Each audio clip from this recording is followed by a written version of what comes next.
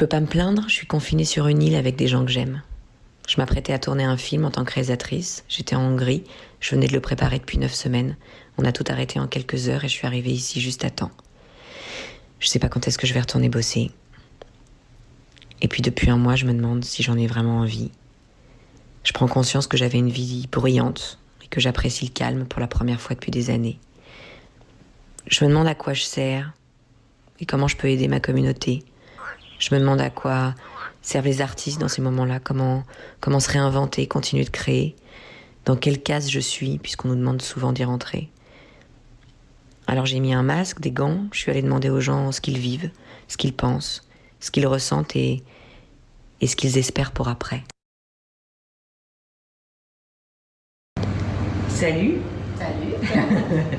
Est-ce que vous avez l'impression d'être des super héroïnes, de venir tous les matins, de finalement prendre plus de risques que plein de gens, c'est-à-dire d'être exposé au virus beaucoup plus que plein d'autres gens? Oui, Isabelle. Non, moi je ne me considère pas comme un héros. On rend service, on est content ça nous rend service aussi, on garde notre boulot, on voit du monde, on est content d'être là, les gens sont contents de nous voir. Et puis on espère que ça va se terminer rapidement quand même, mais je ne me considère pas comme un héros. Voilà. Est-ce que cette petite pause-là nous fait réfléchir à ce qu'on a l'habitude de faire? Est-ce qu'on a envie que ce soit différent après? Est-ce qu'il y a eu un temps de réflexion sur, je sais pas moi, certaines personnes, certains corps de métier auxquels on pense jamais et auxquels on penserait plus? Ouais, c'est vrai qu'on parle de les héros qu'on applaudit tous les jours, mais au final, il en est de même, effectivement, pour les commerces de proximité, pour les paysans, pour les gens qui ramassent nos poubelles. Donc, c'est effectivement ces fameux invisibles dont on a un petit peu parlé il y a quelques temps grâce à Mireille Dumas, mais qui au quotidien, c'est ça. Et aujourd'hui, si ces gens-là ne sont pas là, eh ben, le pays ne fonctionne pas.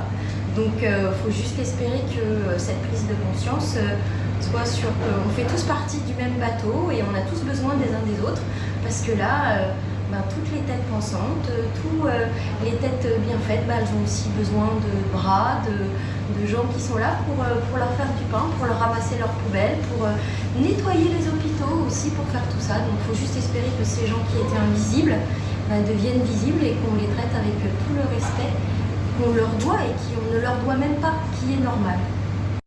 Toi, Suzanne, t'as eu le virus? Oui, j'ai eu le virus le 20 mars. Et tu te souviens des premiers symptômes? Ouais, ça a commencé par un rhume.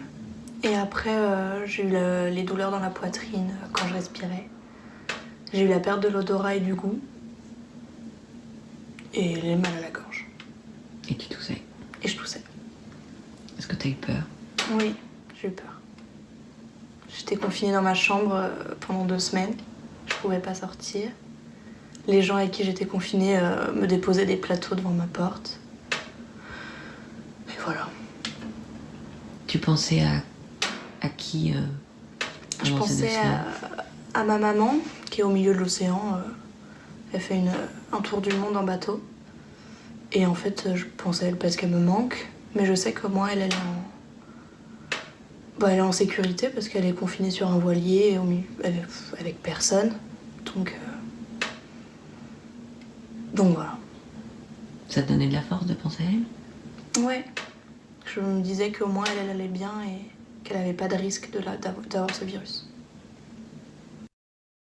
Avant le confinement, c'était comment? Après, qu'est-ce que ce sera? Avant c'était comment? Avant c'était pas bien, la preuve, hein. Les gens se plaignent et les gens découvrent aujourd'hui des choses qu'ils n'ont jamais découvert avant, donc on va voir comment ce sera après. T'as une petite idée de l'après ou pas du tout? Alors j'ai pas la moindre idée de l'après. J'espère juste que tout ça va servir en fait aux gens de s'ouvrir et de réfléchir un petit peu à la façon dont ils vivent et puis dont ils consomment. Dont ils appréhendent les choses et puis de voir comment ça peut se passer par la suite. Pâques pour un chocolatier en plein confinement? Pâques pour un chocolatier en plein confinement, c'est très très compliqué. Hein. Mais bon, après on garde le moral. On a la chance d'avoir c'est c'est pas très compliqué là. On a tous les remontants qu'on veut là, parce que forcément on a une activité qui est super ralentie par rapport à une période plus normale entre guillemets. Et la rumeur m'a dit que tu faisais des petits tutos sur... On fait des petits tutos, c'est vrai, c'est la rumeur, et là pour le coup la rumeur est exacte, là c'est une vraie rumeur.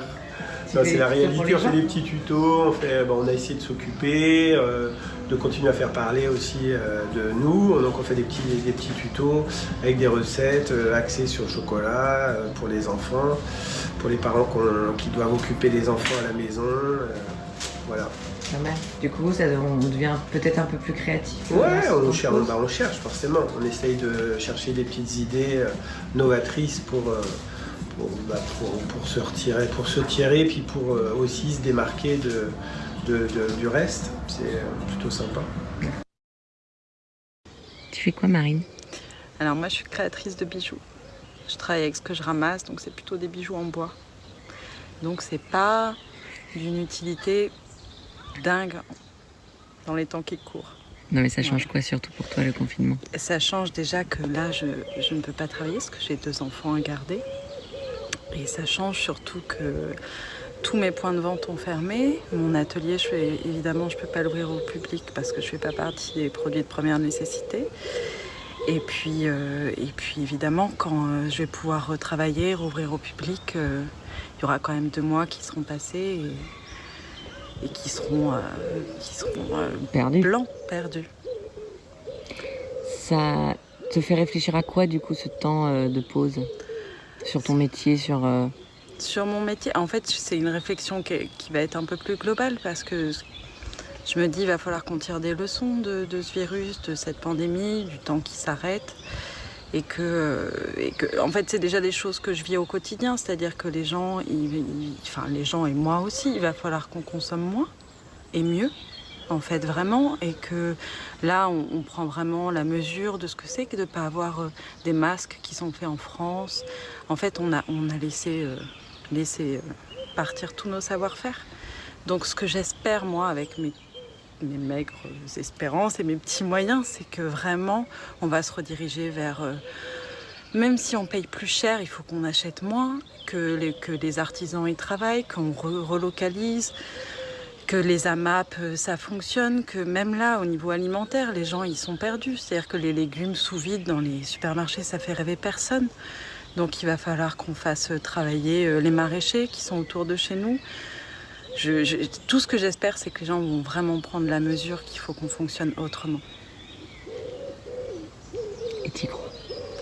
Mais j'y crois, j'ai tellement envie d'y croire, surtout qu'il faut que ça fonctionne. Je me dis, si on a quelque chose à tirer de bon de tout ça, c'est vraiment ça. Marie, donc je suis restauratrice, chef dans un restaurant et prof aussi à mi-temps au collège. Voilà, donc le jour où on nous a demandé de rester à la maison, j'avais mis au point une sublime recette de burger au poisson. Je suis très déçue de ne pas pouvoir être allée au bout, c'est-à-dire la servir à mes clients. Donc voilà, j'étais en pleine effervescence puisque le restaurant allait ouvrir 15 jours plus tard et je me retrouve sans activité à ce niveau-là.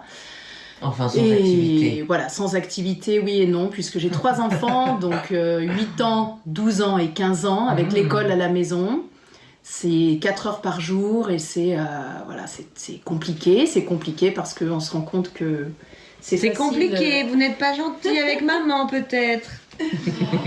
C'est tellement facile d'être prof dans le sens où on a un recul aussi et un rapport affectif très différent et avec ses propres enfants c'est quand même très très compliqué.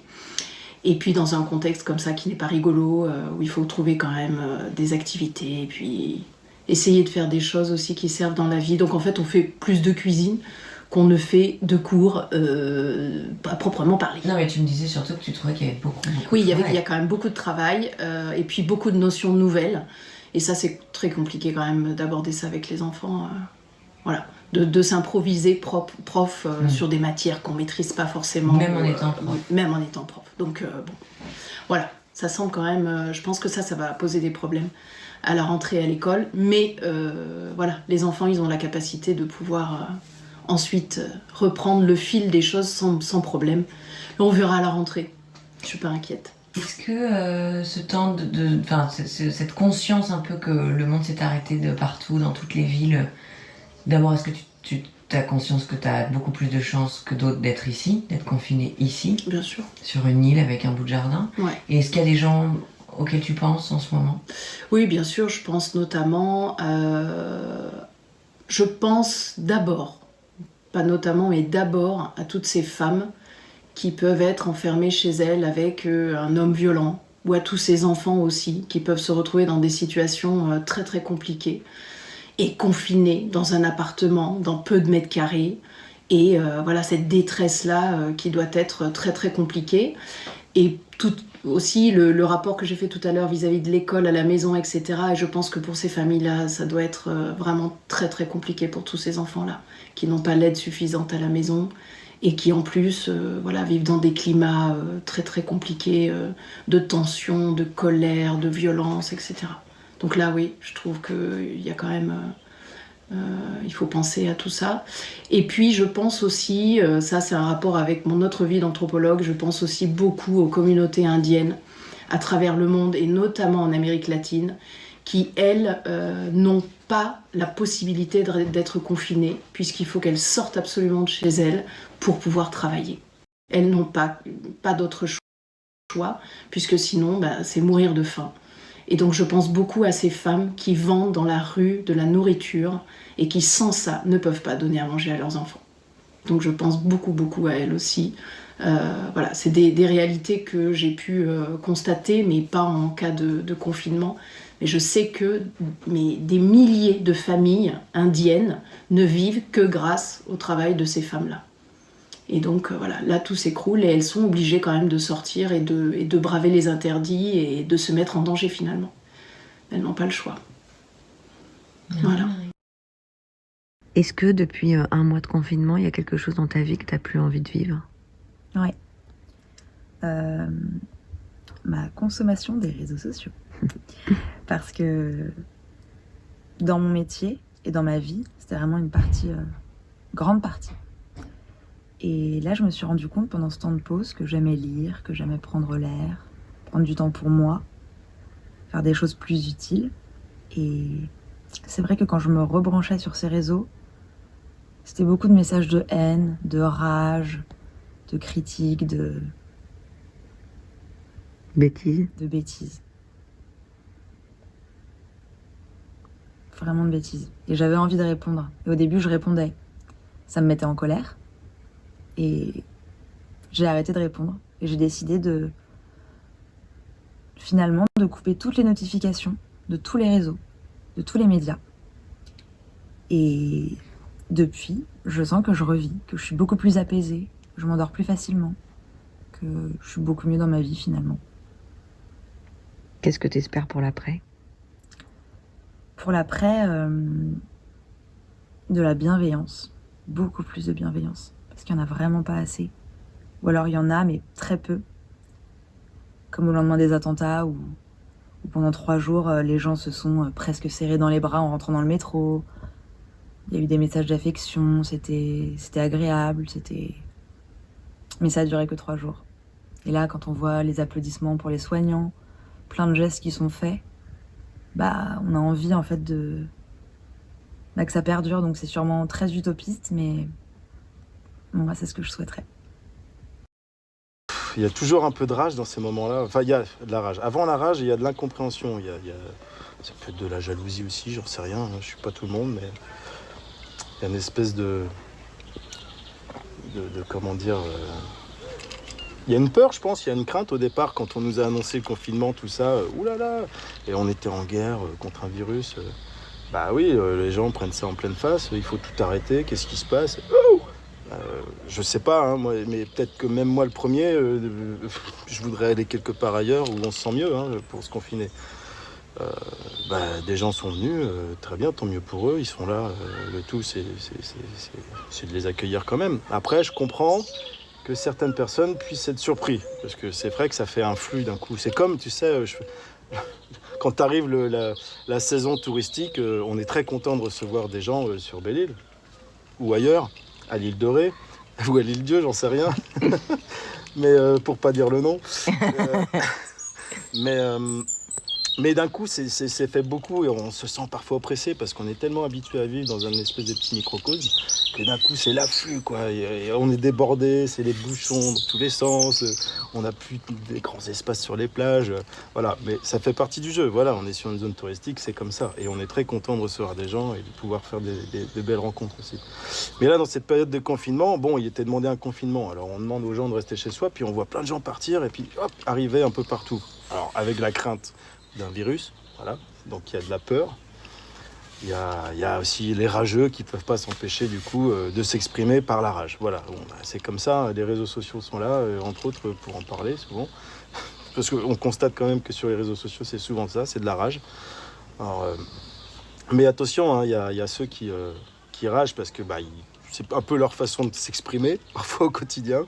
Et puis qui savent pas s'exprimer autrement, et puis tu as ceux qui répondent derrière et qui enveniment les choses, et puis c'est reparti, et puis après le problème c'est qu'on en fait une généralité. Voilà, t'en as 3-4 qui débattent n'importe comment en s'insultant sur un réseau, et puis on a l'impression que c'est comme ça pour tout le monde. Mais non, pas du tout. En fait, c'est pas une généralité, c'est juste quelques cas par-ci par-là, mais quelques cas par-ci par-là, paf, ça prend tout de suite une proportion. Et on le voit donc, je fais le parallèle à tous les réseaux sociaux, dans les infos, tout ce qu'on entend, c'est ça. Dès qu'on a un cadrage quelque part, c'est pour tout le monde pareil. Non, c'est pas le cas. Moi, je vis ici, j'ai pas vu de haine, j'ai pas vu de rage, de personne, j'en ai entendu parler, mais il faut pas s'arrêter à ça, ça serait stupide, parce que finalement, on donne une fausse image des choses. Alors, effectivement, il y a des cas où ça se passe, mais ils sont moindres, hein. Après, les gens peuvent penser des choses, mais tant qu'ils les expriment pas sur les réseaux sociaux et que ça envenime une espèce de haine, ça entretient une espèce de haine, je veux dire, voilà, faut le garder pour soi et puis ranger un petit peu son truc et puis ça passera. Ça passera tout seul. Qu'est-ce qui s'est passé pour toi, Isa, juste avant le confinement? Je me suis retrouvée veuve à 48 ans. Et du coup, qu'est-ce qui est le plus dur maintenant? D'être confinée, de ne pas pouvoir serrer les gens dans mes bras, les embrasser, avoir du monde autour de moi. Et ce temps cette parenthèse, ce temps suspendu, ça te rend encore plus triste, ça te permet de... T'as l'impression que ça ralentit ou que ça accélère ton deuil? Moi, je pense que ça le ralentit. C'est hyper dur d'être toute seule dans ce moment-là. C'est sûr que ça m'a fait prendre du recul par rapport à mon travail du coup, parce que c'était pas sûr ce projet d'être mené à bien avec toutes ces histoires-là, c'est toujours pas très sûr d'ailleurs, mais je prends conscience de niveau de compréhension que j'avais pas vu dans mon travail, et effectivement le fait qu'on est un peu dans une période où on vit les défauts de la globalisation, et on se rend compte qu'on a délocalisé toutes nos industries, qu'on a sali toute la nature qui nous entoure. Et ce travail-là, il parlait des débuts de ce monde-là, et là on en voit un peu la fin, ce que j'espère. J'espère que maintenant, cette crise-là va nous faire prendre conscience de tous les problèmes de notre système politique, et qu'on va aller vers quelque chose de plus sensé. Et tu penses que du coup, dans ton travail en tant qu'artiste, ça va te donner envie d'aller... Du coup, tu étais en train de presque de faire un travail sur ce début. Est-ce que tu as l'impression que tu pourrais faire un travail sur cette fin? Ouais, tout à fait. Ça fait partie des idées qui sont dans les tuyaux. Effectivement, là, je parlais de, quelque part, de la fin d'un monde, la fin du capitalisme un peu traditionnel, à la fin du 19e siècle. Là, maintenant, je pense que je vais sauter une étape et je vais parler de science-fiction et de post-apocalyptique. Je pense que ça peut faire partie d'être des choses qui nous feront réfléchir un peu plus maintenant. Utopie ou dysotopie? Quelque chose qui fait un peu peur parce qu'on est dans un avenir très incertain, mais toujours chargé d'espoir, et qui nous relie à des choses plus essentielles. La nature, le symbolisme, la solidarité, plein de richesses païennes qu'on avait avant dans nos campagnes et qu'on a perdu au profit de ce monde moderne. Moi, je suis content parce que je peux aller dans la forêt, je construis des cabanes, je suis à la maison. Je suis bien en confinement avec ma mère. Voilà. Et l'école te manque pas? Non, ça va. C'est bien. Ok. C'est bien. Et toi, Noah? Moi, j'aime pas trop parce ouais qu'on a loupé la piscine à l'école. Ouais. Et Toi, ça te manque l'école? oui, un peu. Ok. Et les copains, tout ça? Les copains, ils me manquent aussi. Et c'est qui te fait l'école à la maison? C'est mon papa et ma maman, les deux. Et c'est qui le meilleur prof? C'est maman. Ok. Tu fais quoi, Perrine, dans la vie? Je suis auxiliaire de puériculture. Je travaille dans une crèche à Delhi. Qu'est-ce que t'espères, toi, pour l'après, après le confinement? T'as eu le temps de réfléchir un peu à ça? Je n'y ai pas trop réfléchi, mais j'aimerais du coup avoir plus de temps au niveau personnel pour m'occuper de la famille, tout ça, pour pouvoir prendre mon temps déjà dans ma vie perso. Et sinon, plus généralement, j'aimerais que les gens se rendent compte qu'ils vivent pour la plupart des vies de ma boule. C'est bien de prendre son temps. Tu penses que les gens vont s'en rendre compte de ça? Je pense que oui. Enfin après, ceux qui habitent en ville, c'est peut-être encore autre chose. Pour les gens qui vivent à la campagne, c'est plus simple de se rendre compte de ça, je pense. Vous venez de vivre quelque chose de terrible il y a quelques heures? Ouais, depuis lundi, précisément. Bah ouais. On a perdu notre maman, pas à cause du Covid-19, à cause d'une longue maladie, malheureusement. Et c'est vrai que c'est très dur d'accompagner quelqu'un qui est à l'hôpital, qu'on ne peut pas voir, qu'on ne peut pas toucher. On ne peut rien faire parce qu'effectivement, le confinement fait qu'on est un petit peu mis de côté. Mis de côté. En fait, c'est ça. On n'a pas le droit de dire au revoir comme il faut. Je comprends tout ça, hein, je comprends pourquoi on fait ça, mais quand ça t'arrive à toi, en fait, tu prends vraiment la mesure de ce qui est fait et c'est un peu inhumain, quoi. C'est le côté... là, on vit vraiment une catastrophe naturelle et mondiale et en fait, malheureusement, nous, on a été mis là-dedans. On a été les victimes collatérales de cette épidémie.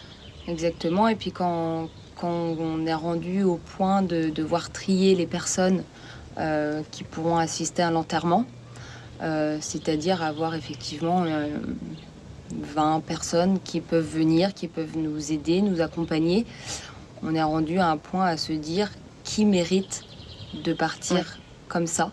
Est-ce que c'est à nous, en plus, de choisir? Enfin, quelle légitimité on a, finalement, à devoir choisir? C'est trop dur, en fait. C'est pas possible, quoi, de faire ça. Donc ouais, c'est dur. J'espère qu'en tout cas, si le confinement doit durer des mois et des mois, qu'il y aura des solutions qui seront trouvées pour justement accompagner ces familles qui vont subir la même chose, parce qu'il y en a plein des gens qui meurent pas du Covid et qui meurent d'autres choses. Et ces gens-là, en fait, ils méritent aussi d'être accompagnés. Ouais. Comme il se doit et comme ils auraient dû l'avoir sans ce confinement-là. C'est vrai qu'on est, en fait, on se posait la question de se dire pourquoi maintenant, en fait. On se disait, mais non, elle va pas partir pendant le confinement, comme ça au moins on pourra avoir tout ce qui... Bon, elle est partie avant, ça s'est fait, mais on est rendu à un point à se dire pourquoi. Et même, enfin, le pire, je pense, c'est quand même ceux qui meurent du Covid, vraiment à pas pouvoir parler ces dernières heures. Enfin, voilà, tout s'accélère tellement rapidement aussi pour eux. Enfin, voilà, faut aussi y penser, faut aussi... Mais c'est vrai que c'est un contexte qui est... c'est un peu une mesure inhumaine pour sauver des vies humaines. Et c'est ça qui est compliqué, de faire avec les deux et de se dire que, ouais, en fait, des victimes comme nous, en fait, il y en a beaucoup. Et je pense d'ailleurs à tout le monde. Et Exactement. Et c'est compliqué. Nous, après, c'est vrai que venant d'une petite île, les mesures sont quand même un peu plus allégées que pour les autres personnes qui vivent dans des grandes villes où finalement, nous, à Belle-Île, on n'a pas beaucoup de malades et en fait, l'hôpital reste accessible. Mais j'imagine pour ces grandes villes où justement les hôpitaux sont surbondés, où en fait, tu peux même pas venir te recueillir en fait, sur le corps de ton proche disparu. Ça doit être inimaginable. J'ose même pas en fait y penser. Exactement. Donc voilà.